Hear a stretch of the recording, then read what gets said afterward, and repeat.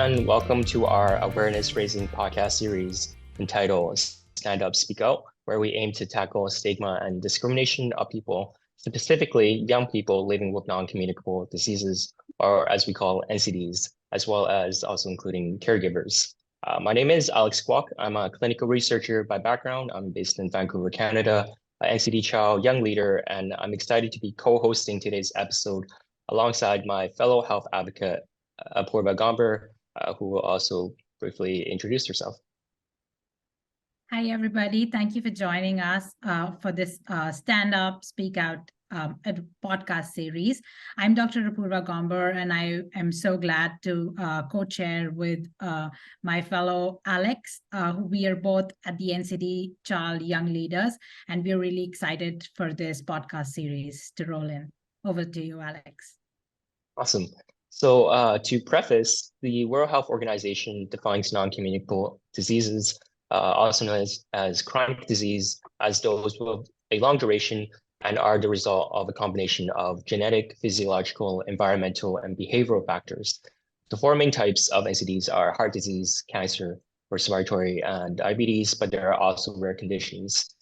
In early 2021, we, the NCDChild Young Leaders and the People Living with NCDs Technical Working Group, created an online survey which was disseminated to people internationally and it served as a consultative process to gauge whether young people living with NCDs had experienced stigma and discrimination and a preferred platform to voice these experiences. A majority of participants indicated that participating in a podcast series would be the preferred platform to amplify their voice. And so guided by this consultation, we organized this special series, the Stand Up Speak Out podcast, to understand the lived experiences of young people with NCDs and highlighting their experiences of stigma and discrimination, which is largely neglected in the realm of NCD advocacy. And so with that said, I'm so pleased today to welcome Newton and Molly onto our first episode. And so just a very quick intro from my side.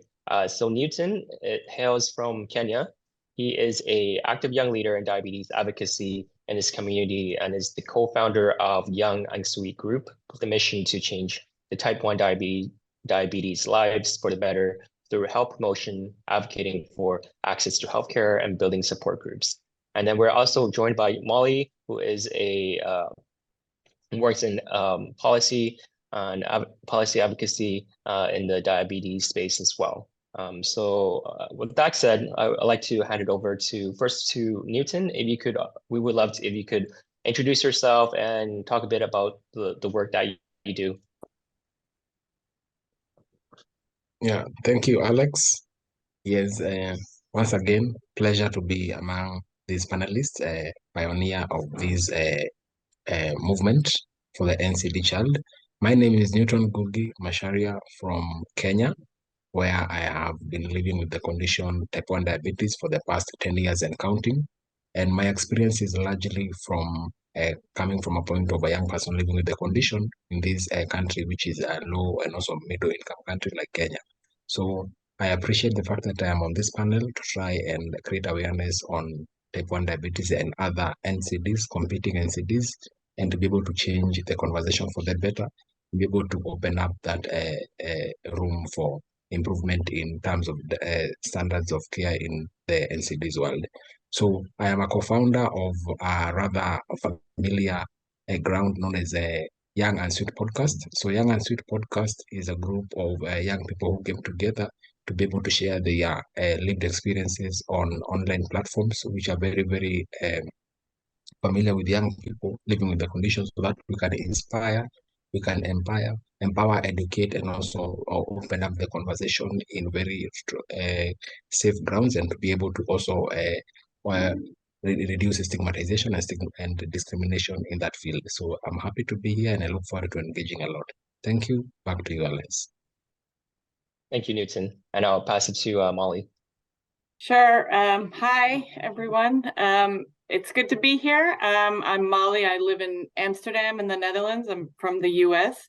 I have to confess, I'm not exactly a young leader anymore, but I mean, I have been working in diabetes for 10, 15 years, and I have type 1 diabetes for over 20 years now. And I have to say, when I started working in diabetes, so the first high-level meeting on NCDs in New York in 2011, I mean, there were no people living with any NCDs there, and young people forget it. So it's so amazing to see actually how far it's come in the last 15 years. It's really actually amazing. Even NCDChild was really formed specifically around children's issues. And so it's great to see how far they've come in terms of youth issues as well. And currently, I work at a Health Action International in Amsterdam and improving access to insulin and diagnostics, in particular in low and middle income countries, but then also looking at the global barriers to access to insulin and trying to understand how we can improve that and improve access in general for diabetes care. Awesome. Thank you so much, Molly.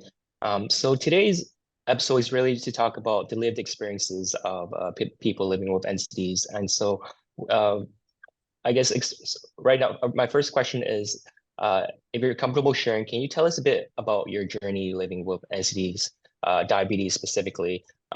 If you could perhaps tell us when you found out you got diabetes, what was your response at the time, and what kind of adjustments did you have to make as a result? Hand it over to Newton. Thank you, Alex. So I was diagnosed with the condition type 1 diabetes around 2013.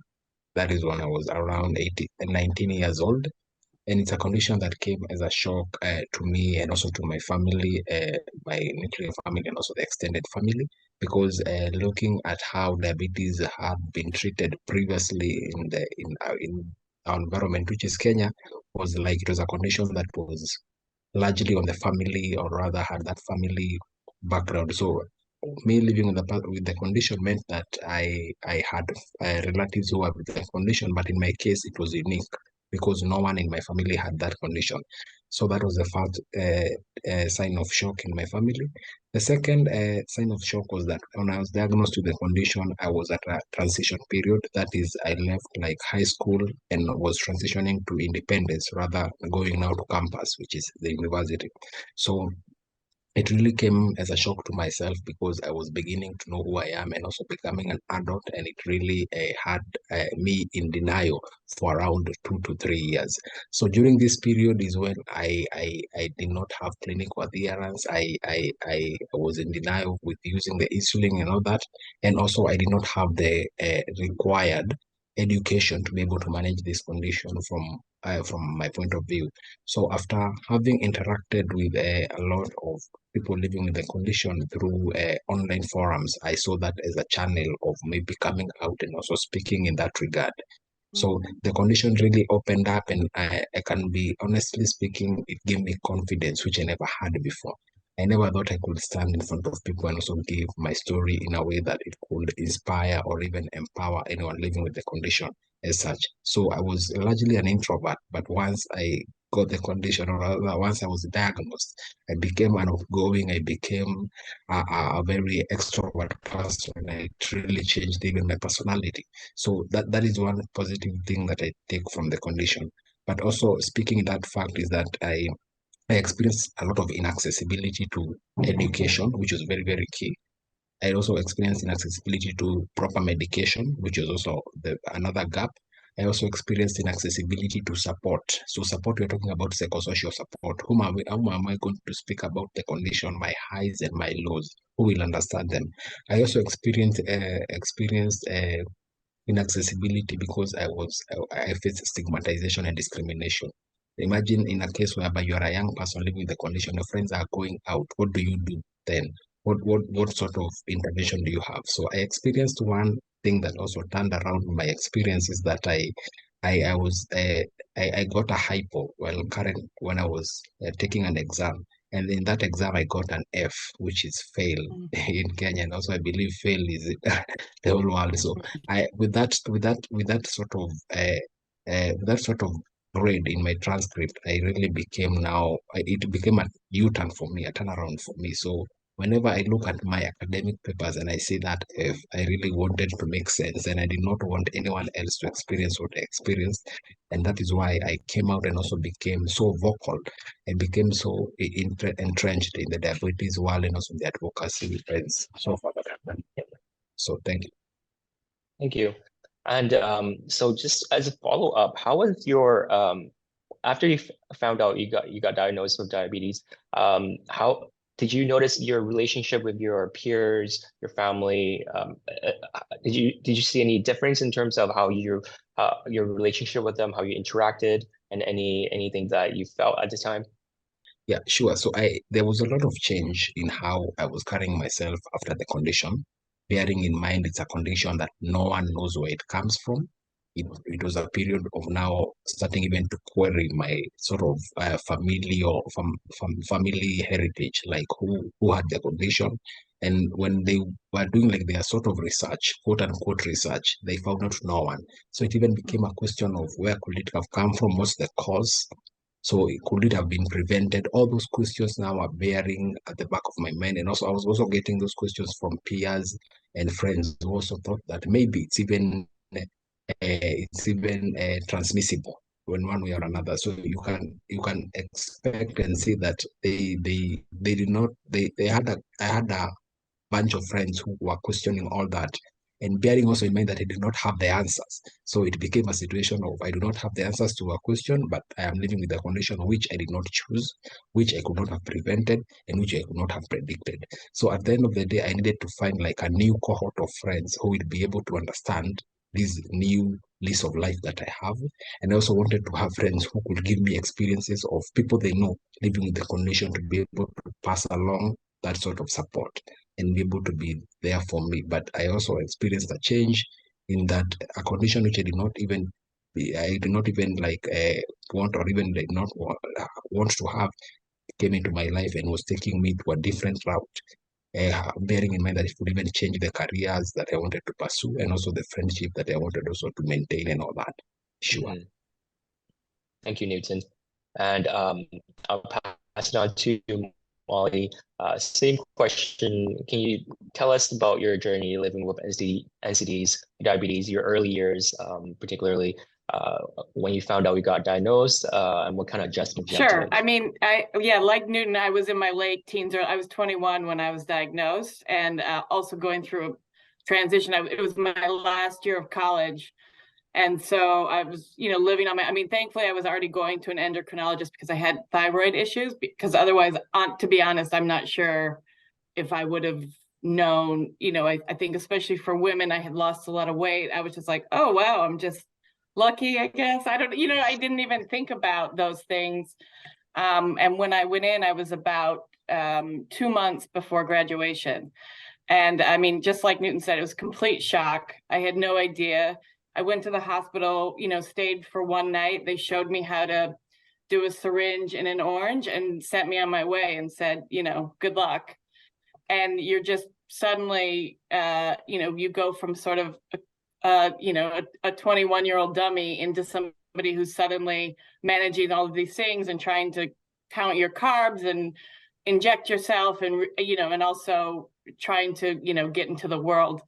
And for me, I think it really impacted sort of my trajectory going forward, because at least in the US, there's access to whatever you want as long as you have the insurance or you have the money to pay for it. So I knew then at 21, I would have to go, instead of doing any sort of finding myself or traveling or something, I was going to have to get a job straight away to have the insurance to pay, for my medicine. So it did definitely shift what I wanted to do and my understanding of things. And I mean, of course, it was a bit weird for me because I moved somewhere else. So I didn't have my friends that I knew. It was a completely new place and new people. So I didn't necessarily have those sorts of questions, because to be honest, I didn't really talk to anybody about it for maybe the first 5 years. I didn't bring it up to anybody because at the time there was no online community or anything. So I just got on with it. And I don't think until I started to work in health and global health did I understand that there wasn't that's an opportunity actually to have sort of a peer group of people who are living with the same condition as you, and to understand that. And then, and I was working in HIV for a while, and then working in diabetes is when I really understood, oh, okay, you can be in a place where you're comfortable to inject yourself or check your blood sugar. Before that, I never had that. And that was really my late 20s before I really felt comfortable sort of in those situations. Mm-hmm. Right. I think what's beautiful right now to have you both be on this discussion, Newton and Molly, are like you had your own individual experiences getting diagnosed in two classically different places. And I would love to hear more about if you could expand on your individual experiences as you were kind of adjusting. Like Newton pointed out that he had to make a new cohort of friends because he did not fit in. And Molly, if you could expand on another thing, like you felt that, yes, you were diagnosed and you had to change your trajectory of what you thought of in life. How did you cope up with that? So if you could expand a little bit on that, I would first want Newton to expand first, and then you can go ahead, Molly, with that. Sure, Apoorva. So thank you once again for also interacting with you virtually. I know we have met on other social media platforms such as LinkedIn. So thank you. So yeah, for sure, for what I experienced rather is a culture shock. So a culture shock whereby I had a condition which none of my peers had any experience in, or even had ever heard of. If you look at even the diabetes, the type 1 diabetes statistics globally and even regionally, the number is so small that there are people who have lived their full lives without even experiencing a person with the condition. Now here you are diagnosed with a condition that you have to inject insulin you have to administer insulin like 3 or 4 times in a day. And you are living in campus whereby you are sharing hostels. So at one time, I experienced a very funny scenario whereby I did not want my roommates to know which condition I'm living with, or rather why am I the way I am, knowing in mind that type 1 diabetes is invisible during my denial years. So what happened is that I used to let them like leave the room. So when I am like after having a bath or something, that is when I would inject my insulin. So one time one of the friend barged in without even knocking. So I spilled my insulin on the floor and it crashed. And that is where now I came to the realization that I have to tell them that what am I living. And they were so very shocked, but also they wondered what kind of condition is this that requires you to have injections. And we are living in a society whereby young people are also in one way or another abusing the narcotic drugs. So you have to be very, very elaborate in how you explain that this condition, you have to have these syringes, and you have to make sure that they understand what it is doing and how it is helping you. So it has not been easy trying to explain to even new friends that I've made, but it's easy having 1 or 2 friends who have a similar experience with even a relative who was older and living with the same condition. But for them, it becomes like a realization, like a miracle, a 21st century miracle, seeing a person like myself having to administer insulin. But now they also try to see that they know other people living with the condition who are so introverted, so quiet, and at the end of the day, they may even have disastrous consequences in the regard to maybe stigmatization, denial, also not even being open about the condition. That regard. Thank you, Apoorva. That's powerful. Over to you, Molly. Yeah, I mean, I think, looking back now, I think when I was younger, I think I just didn't know what I was doing. So I would just when I felt okay, I would just inject if I had to in front of people. But, you can tell who you feel maybe comfortable with and who you don't feel comfortable with. I mean, to be honest, it was more like, I didn't know. I mean, I knew there was a kid growing up that had diabetes, but other than that, I didn't know anybody with diabetes. I had no idea. We had some people with type 2 diabetes in my family, but they weren't injecting insulin. So it's not the same exact situation. So in a way, sort of that complete ignorance helped me in some way, because I didn't feel embarrassed because I didn't know what I was doing. But I mean, I think once I, sort of got more interested in health, and I think, understanding, the costs and sort of the overwhelming feeling all the time of having a chronic condition that you're constantly thinking about. I think that's how I got more interested in being involved in global health, and really understanding, okay, it might be expensive for me, but I can really understand that the rest of the world isn't as lucky as I am, and really getting that understanding, really changed sort of how I was. I mean, I originally, my background was going to be in communications, radio, television, film, and I really sort of changed what I was going to do, probably, because of my diabetes and having that sort of understanding of that, And I would have to say, I mean, what's interesting to me, in thinking about once I got involved in working in diabetes, and especially working in youth empowerment and that sort of thing, that was when I was like, oh, here's a community of people that I don't even have to say anything, and I understand a lot of what they're going through. I understand exactly these tribulations, and that really helped me. But as I sort of got further down the line and working more in the global health sphere, I actually felt it's actually changed a bit, and I feel a little bit more of a stigma.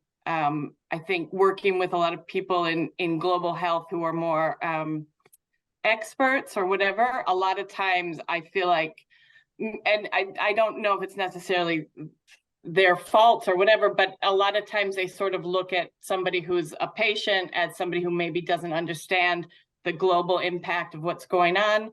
Or, you're in a meeting with endocrinologists or diabetologists, and they'll come up to you and give you advice about your treatment thing, and it suddenly I feel more watched than actually I ever did before. So I don't know, it's very strange. I was just I don't know, I just suddenly thought of that, but it's a very strange sort of phenomenon. Like I don't quite understand if it's just me or if that's how other people feel as well.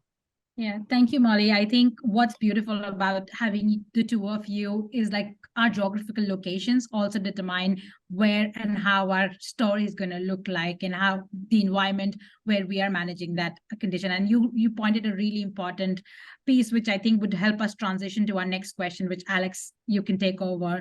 And as we will move closer to the discussion, I think we have a lot of interesting pieces to open up the Pandora box.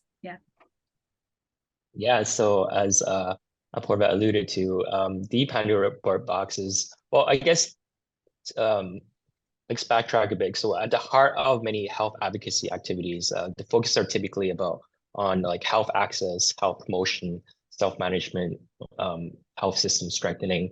But the topic of stigma and discrimination is largely left out in global advocacy as well. Like, so I guess my question is, what have been your experience with stigma and discrimination growing up with diabetes as a young person?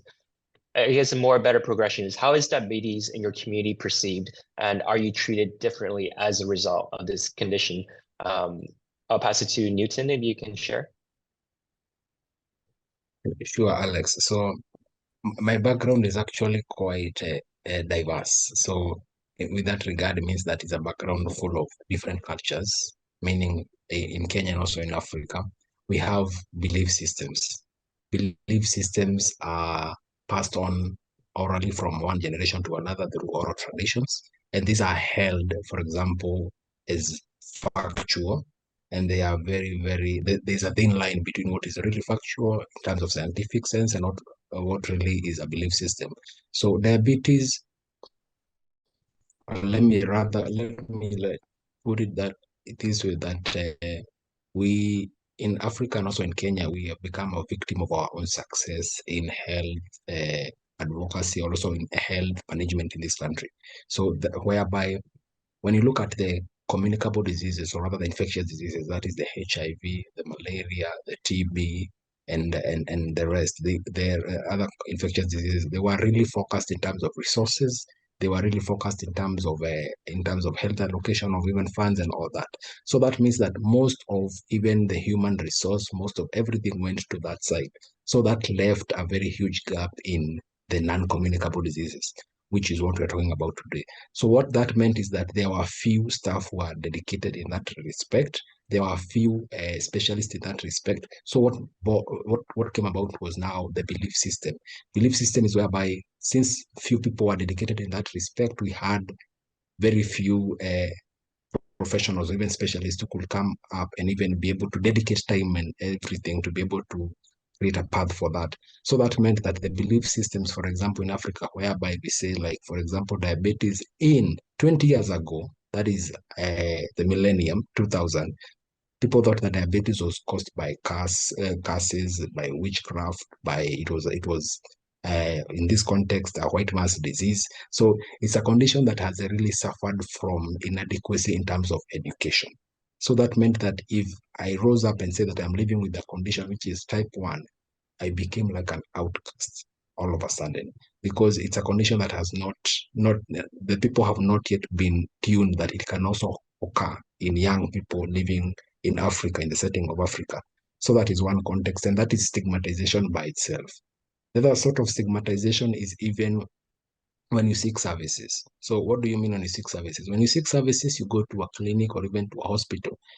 You will see on the waiting bay, the whole list of people who are waiting for services are elderly people. So even a very well educated, even a healthcare provider will come and just be shocked. Why are you here and you are not? And I'm assuming you are not living with the condition. So all that really brings about the stigmatization and also the discrimination. The other bit Thank is you, also Newton. when you are Sorry, Newton, thank you so much for sharing that. It sounds like there's a lot more to explore in that area. Molly, I would like to pass it on to you and hear from your thoughts about this as well. I mean, Newton, I know exactly what you're saying in the waiting rooms when you're like the only person under 60 and everyone's like, why are you here?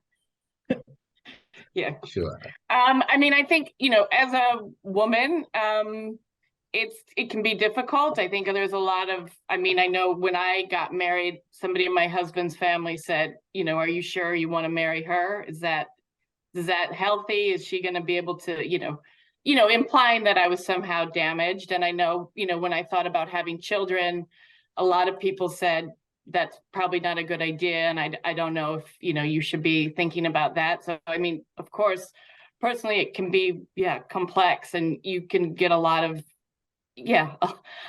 comments about that. And I think also, to me, it's like this strange double stigma with diabetes, especially being with type 1 diabetes. When you say you have type 1, people say, oh, but you don't seem fat, or you don't blah, blah, blah, or, oh, do you have the good kind or the bad kind? And it's so frustrating because, diabetes can happen to anyone. Type 1 or type 2 can, type 2 endures so much stigma. I feel that for people with type 2 diabetes, it just, I don't like to be like, they're like, oh, off, but also one is not good and one is not bad. These, people shouldn't be considered bad or good just from a condition that they get. So I think, it is super interesting when you look at it that way. You're sort of, seeing it. You see so many just sort of different, interesting aspects of stigma that sometimes you're not even expecting in a way. Mm-hmm. Yeah, there's definitely, I'm just so interested in all these experiences that you're sharing. Unfortunately, we are out of time, but I just want to say thank you so much for listening in, and I want to thank the two amazing guests, Molly and Newton, for joining us here today. I know it's not easy sharing these stories, and your voices is so powerful and it's so much needed in this advocacy space. And so I just want to the listener, hope that you will join us as NCDChild Young Leaders to tackle stigma and discrimination. And we encourage you all to listen to the entire series, and we'd love to hear your thoughts about it as well. Once again, thank you so much, and take care, everyone. Thank you so much, Molly and Newton. These are really powerful, and thank you for helping us open up this podcast series. I know there's so much more to explore as we open the Pandora box and we continue these conversations, but this is the beginning and there's so much more to walk on. So thank you, and thank you from all our team at NCDChild Young Leaders. We hope to see everybody else in the second session for the podcast. Thank you. Thank you. Thank you, guys. Thank you, guys. Bye-bye.